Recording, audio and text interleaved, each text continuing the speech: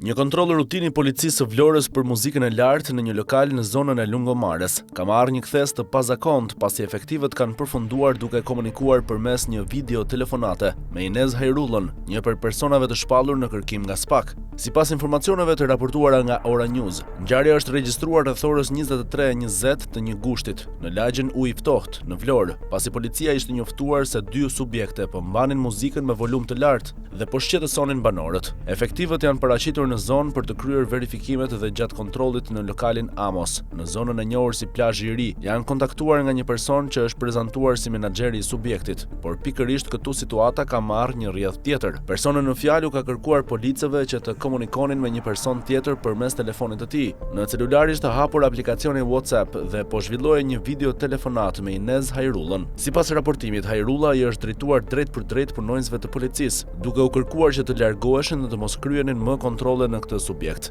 Situata bëhet edhe më e pazakontë për faktin se Hajrulla rezulton në kërkim nga SPAK dhe konsiderohet nga hetuesit si një prej personave më të rëndësishëm të një grupimi kriminal në Vlorë. Në mars të këtij viti, ai shpëtoi një operacioni të zhvilluar me urdhër të prokurorisë së posaçme në zonën e Vlorës. Kontrolli për muzikën e lartë ndërkohë ka vijuar me një tjetër zbulim. Në momentin kur personi po mbante telefonin e ka vendosur aparatin në një çantë marsup. Efektivët kanë konstatuar atë që dyshohej se ishte një armë zjarri. Policia ka ndërhyrë menjëherë dhe gjatë kontrollit të çantës ka gjetur dhe sekuestruar një armë zjarri me mulli, një sasi të dyshuar kokaine, një sasi të dyshuar kanabis sativa, para në valuta të ndryshme, një telefon celular dhe çelësin e një automjeti Volkswagen. Personi është neutralizuar nga efektivët dhe shoqëruar në ambientet e komisariatit të policisë Vlorë. Nga verifikimet e mëtejshme, ai është identifikuar si shtetasi EO, banues në Vlorë. Kontrollet nuk janë ndalur me kaq. Policia ka verifikuar dhe automjetin Volkswagen Golf në pronësi të tij, ku është gjetur një tjetër sasi materiali bimor e mbështjellë me letër alumini, e dyshuar si kanabis sativa.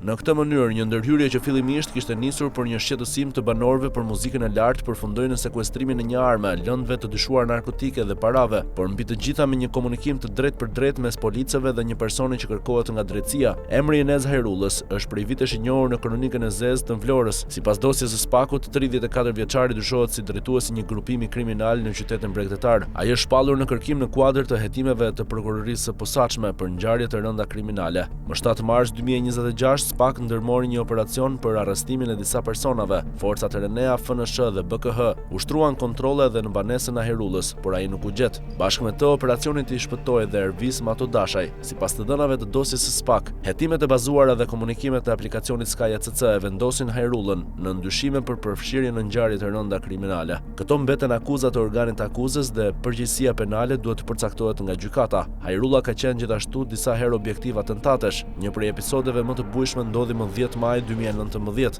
në zonën e Lungomares, kur ai ishte objektivi një sulmi me armë. Vet Hajrulla është paraqitur më vonë në gjykatë për të dëshmuar mbi dinamikën e kësaj ngjarjeje. Emri i tij doli sërish në hetim për një atentat të planifikuar në vitin 2023. Sipas dosjes, Amarildo Nikolli u arrestua më 7 gusht të atij viti në zonën e Ujit të Ftohtë, i armatosur me një pistolet me silenciator.